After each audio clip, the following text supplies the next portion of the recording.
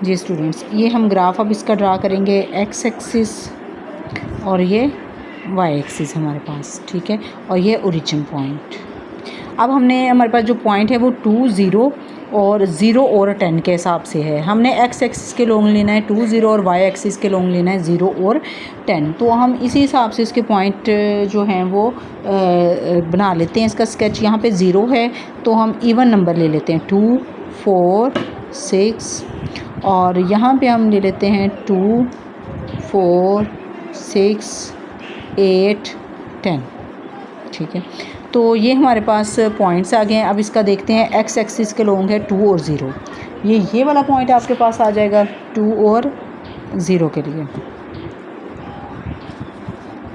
ठीक है। और ये हमारे पास आ जाएगा 0 और 10 के लिए, ये पॉइंट आ जाएगा, ठीक है। अब आप इस पॉइंट को यूं ज्वाइंट कर देंगे, ठीक है। तो ये स्केल से आप करेंगे ना तो बिल्कुल यूं ऐसे ना, यूं सीधी लाइन ऐसे यूं आएगी, ठीक है। स्केल से आप करें इसको, ठीक है। तो ये हमारे पास इसका जो है ना वो ग्राफिकल रिप्रेजेंटेशन इसकी हो जाएगी। इसी तरह जो इसका है पार्ट 2, क्वेश्चन नंबर 1 का, ये मैंने फर्स्ट पार्ट हल किया है। पार्ट 2 इसका है y = 2x - 1, इसीलिए आप उसमें भी जो पार्ट 2 है और इसका पार्ट 3 और 4,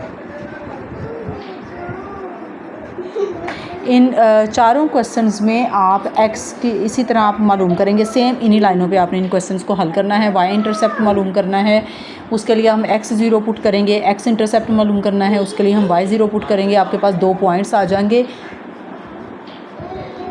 2 पॉइंट्स आपके पास आ जाएंगे। फिर आप उसकी जो है ना ग्राफिकल रिप्रेजेंटेशन वो आप इस तरह से शो कर देंगे। ग्राफ में आपने ये याद रखना है, जो स्केल आपने लेना है वो साइड पे मेंशन ज़रूर कर देना है कि अब जिस तरह अब यहाँ पे हम लिख सकते हैं कि 1 स्मॉल बॉक्स = 2 सेंटीमीटर, ठीक है। तो हमने एक्स एक्सिस के लॉन्ग भी स्मॉल ब्लॉक 2 सेंटीमीटर लिया है और वाई एक्सिस के लॉन्ग भी स्मॉल ब्लॉक जो है वो हमने 2 सेंटीमीटर ही लिया है। तो इसी तरह इसके जो चारों पार्ट्स हैं वो सेम इन्हीं लाइनों पे आपके हल हो जाएंगे, ठीक है। अगर किसी को समझ नहीं आती तो वो कमेंट बॉक्स में मुझसे पूछ सकता है, मैं उसको दोबारा समझा दूंगी। तो लेकिन आप यहाँ पे इन्हीं लाइनों पे करेंगे तो आपको बहुत अच्छी समझ आ जाएगी। तो एक्सरसाइज 2.2 क्वेश्चन नंबर 1 कंप्लीट है। अब नेक्स्ट वीडियो में हम इसका क्वेश्चन नंबर 2 स्टार्ट करेंगे। क्वेश्चन नंबर 2 भी बिल्कुल ऐसा है, लेकिन उसमें जो है ना वो 2 पॉइंट्स आ गए हैं, f(x) और g(x). वो जब हम हल करेंगे आपको समझ आएगी वो g(x) भी दरअसल y ही है हमारे पास,